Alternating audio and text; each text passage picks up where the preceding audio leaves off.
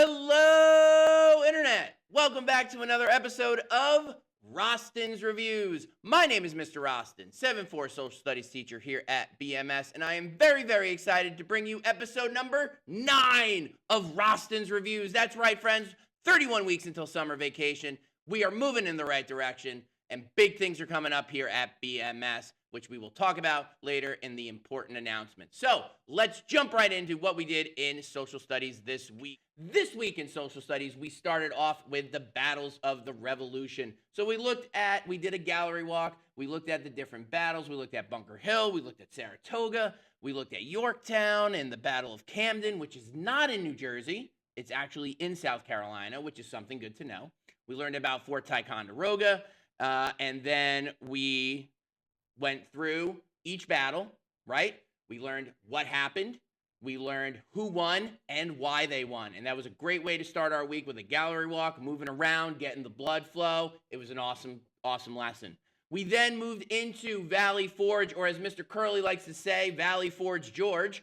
And I'm going to bring the mic just a little bit closer so that way, y'all can hear me. All right, so we did Valley Forge, and what we did is we looked at a bunch of different primary sources showing what Valley Forge was like during that winter camp in 1778. So we went through and we did one thing that we noticed, one thing that we wondered, and we said whether we would stay or go and give our reason why based on the primary source. Great lesson, good way to understand what life was like during the American Revolution. All right. Then, for our final lesson of the week, we jumped into why the colonists won. Now, this was a 2-day activity, and it was a really awesome lesson. We got to look at the 6 different reasons why the colonists won the American Revolution. We talked about logistics. We talked about guerrilla warfare and how they were able to quickly attack the British and then run away and regroup and get themselves ready, which really depleted the British Army supply lines and made the war too costly, which, if you remember, was the goal of Washington and Hamilton.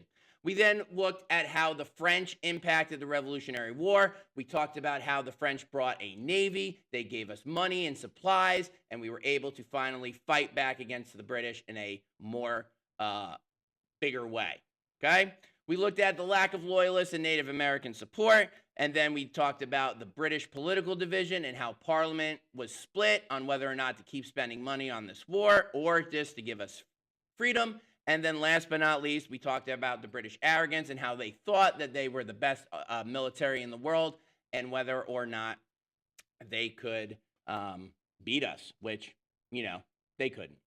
So what we did after that, and I'm going to jump back to this screen real quick, is we did a cool activity. So I had been doing this activity in 6th grade, but I wanted to take it up a notch for 7th grade because I know you guys had a excellent 6th grade education from my former social studies teacher partners down there, Mrs. Classy, Mrs. Donovan, Mrs. McGuire, and Miss Colby, who I didn't get to work with, but she now gets to work down in 6th grade.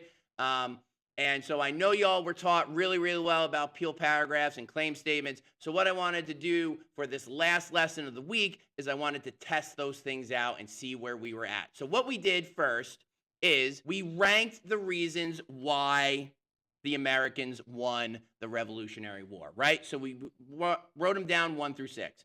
You had to choose which one was the most important, and you wrote the 1. You chose the one that was the least important, and you were number 6. And then you created a claim statement. So what we did first is we reviewed how to write a claim statement. So if you remember, a claim statement is TTQA plus your side of the argument and then your reasons why. So here's an example of what we came up with during my 6th period class.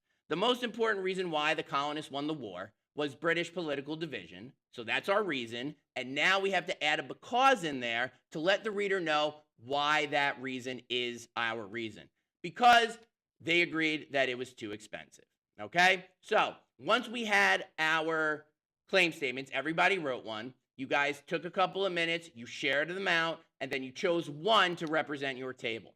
Once we did that, and you chose, I gave you guys big sheets of paper, and each group wrote a different part of the peel paragraph. It was awesome. So before the start of each station, we reviewed the the different parts of Peel. So like, for example, we know that point means we need to give our reason and a because in there, and there is no evidence, right? Evidence goes in our next section of Peel, which is the evidence section. So we go with our go-to sentence starter according to, we give the title of the source, we say it says with a comma and a quotation mark, and then we put in some text evidence. That lets our reader know that we're getting the information from another source, and it allows them that if they want to, they can go look at that source and find that piece of text evidence. Great way to be a historian. Next, we do explain and elaborate. So this is a two-sentence part of Peel. The first thing you have to do is you use the sentence starter, this evidence means. We use this evidence means because we let the reader know what the evidence means in our own words. Because remember, you as the historian are the expert. So you're explaining to the reader what the evidence means in your own words. Then you're going to go to this proves, and you're going to tell the reader how this evidence proves your point. How does this evidence support your side of the argument?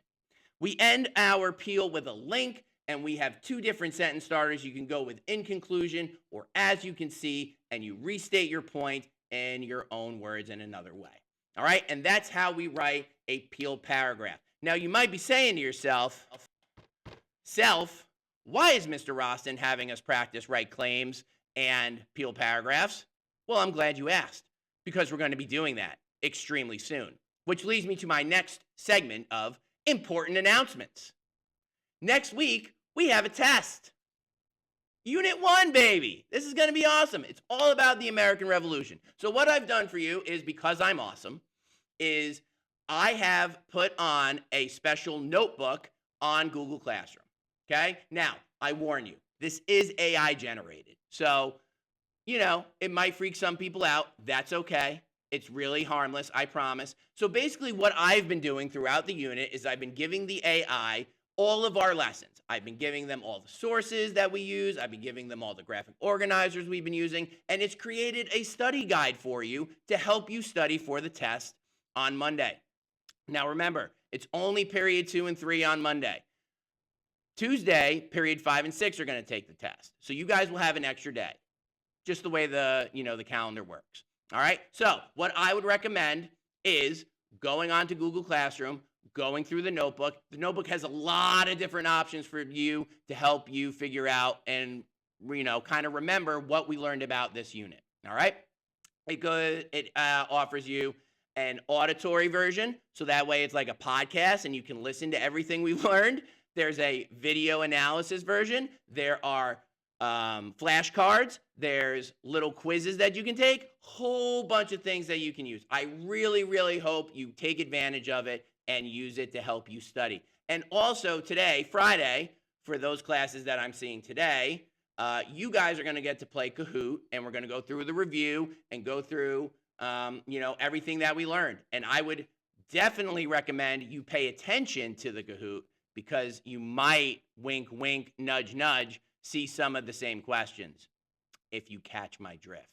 Second important announcement is next Thursday is the 7th and 8th grade social Halloween dance. And your boy, Mr. Rosten, will be a chaperone. So make sure you stop by, say hello, give me a pound, dap me up, whatever it is you people do. And just, don't ignore me, because, that'd be kind of rude, It's not like when you see me out in public and you just kind of go like this and run away, All right. That is episode 9 of Rosten's Reviews. I hope you all have a great, great weekend. Be kind to one another. Peace be with you and with you. Mr. Rosten, out.